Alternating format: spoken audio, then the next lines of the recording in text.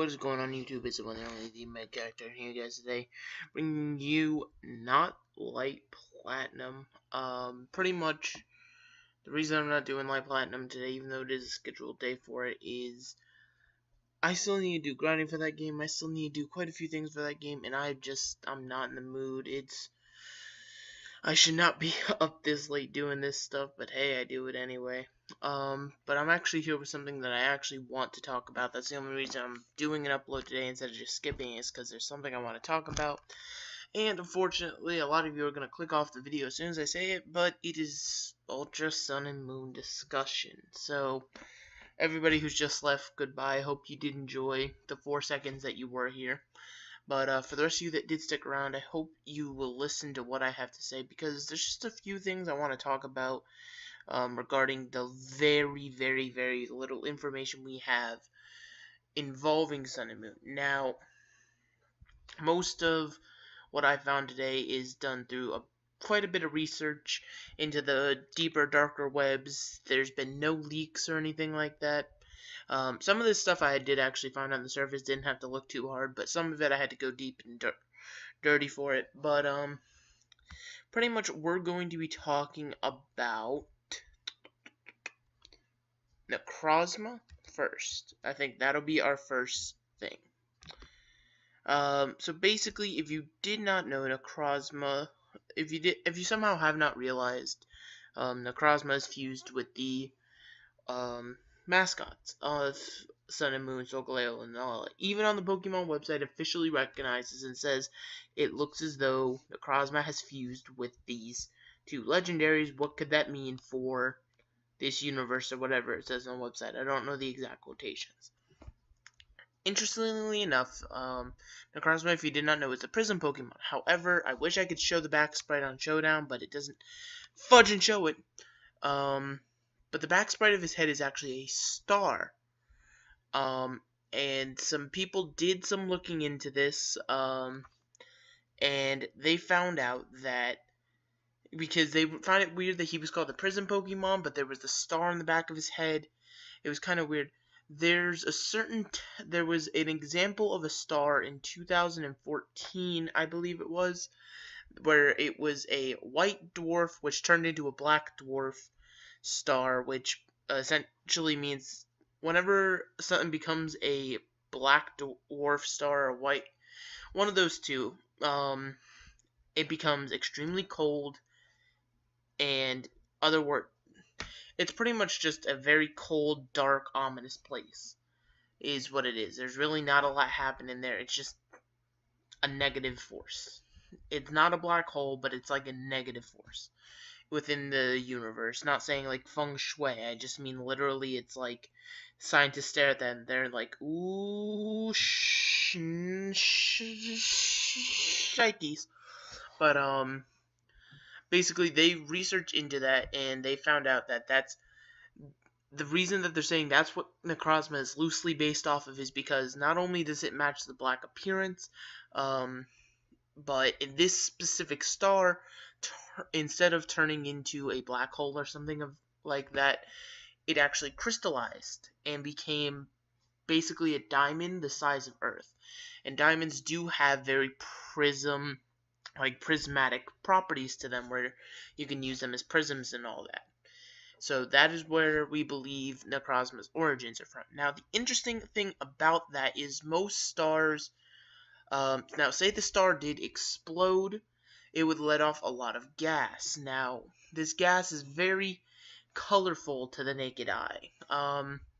And you see a lot of blues and you see a lot of purples. Now, what does that remind you of? A gaseous blue and purple. That reminds you, of course, of your boy Cosmog.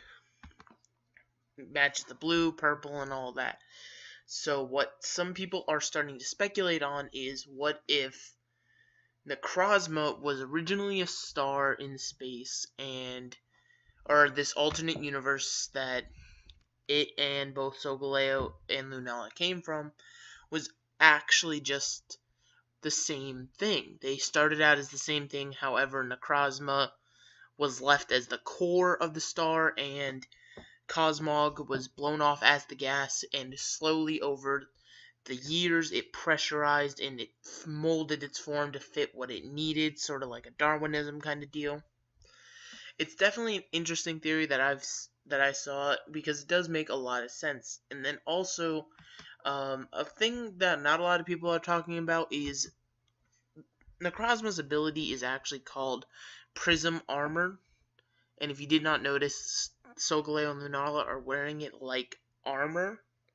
So it's definitely one of those things where we could have seen it coming if we had paid attention to it. But I don't know. Now, another thing I want to talk about with this is, what are the legendaries going to get? Because if you've paid attention to the little 15-second trailer that we got, towards the end we had the trainer and he was hitting his bracelet, and it wasn't a regular Z move. It definitely didn't look like a regular Z move. So now my secret hope was new Mega Evolutions. Unfortunately, I'm gonna admit it to myself, that's very, very unlikely. They wouldn't just drop it out of nowhere like that. But something like signature Z moves coming out for the Legends once they fuse with Necrozma could definitely be a possibility, because we've seen that before where they get signature moves after a fusion. Granted, the only other example we have of fusion within the Pokemon universe is Black Kyurem and White Kyurem, but Fusion Bolt, Fusion Flare are definitely both great moves that they get. But the interesting thing that needs to be pointed out is Victini actually gets both Fusion Bolt and Fusion Flare, which leads me to believe, with Solgaleo and Lunala possibly getting signature moves or Z move. Well, they already have signature moves, but a signature Z move, if you will, is, would Marshadow or Magearna, being the Pixie, quote unquote, of that generation, get those moves? If so, then the moves would have to be a little bit different than normal. I couldn't see Marshadow doing a Steel type move or a Psychic type move, but I could definitely see him doing something Ghost. And I guess Psychic, I don't know. It's definitely odd.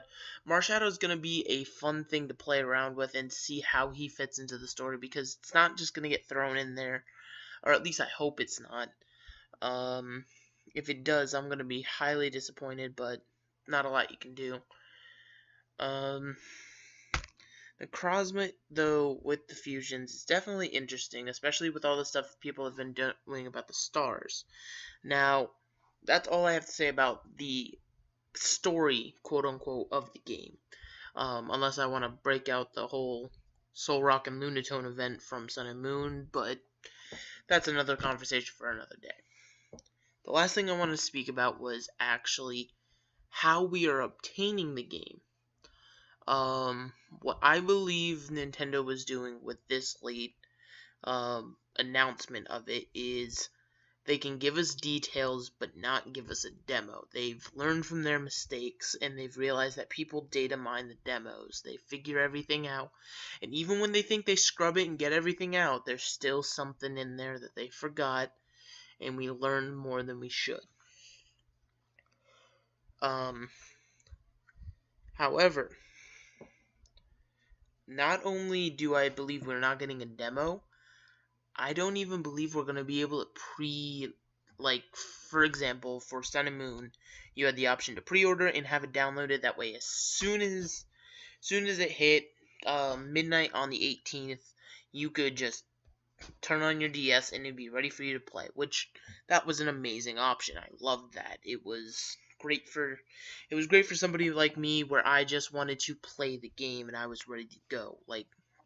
But it allowed people to get the game early. It allowed things like Citra to come about.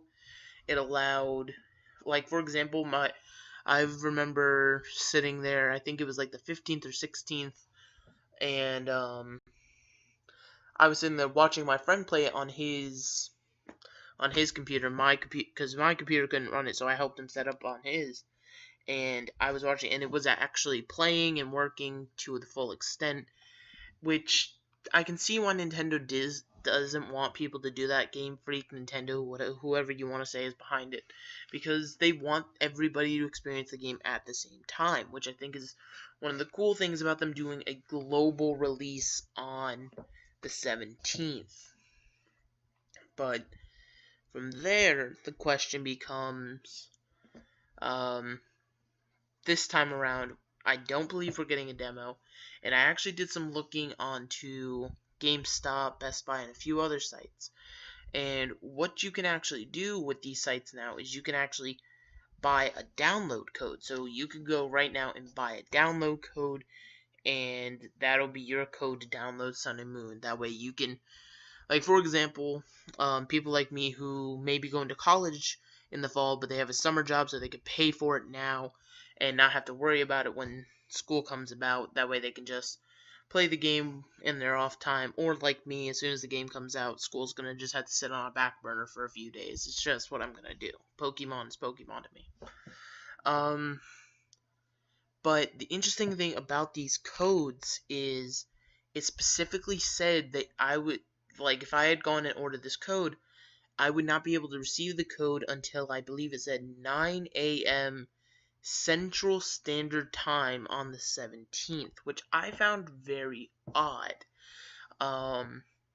Simply because last time we were able to preload the game and all that, and now we're being forced to wait, which I'm not really down with. But once again, that's like with GameStop and things like that, at Best Buy and all that. Nintendo still may have an option for us to preload it.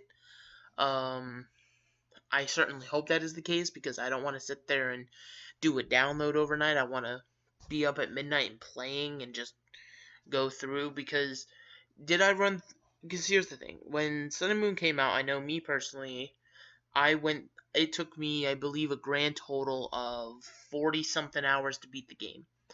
And that was with me taking like a 5-hour nap somewhere in there, but from the time it came out until I beat the game.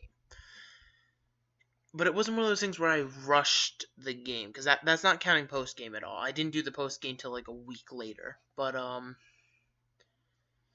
because I actually remember I tried to do the post-game right off the bat, but I couldn't, because there was no guides on what to do, and I couldn't figure out how to. I think it was circuitry I got stuck on. I just couldn't find it. I was just being an idiot, and I just couldn't find it.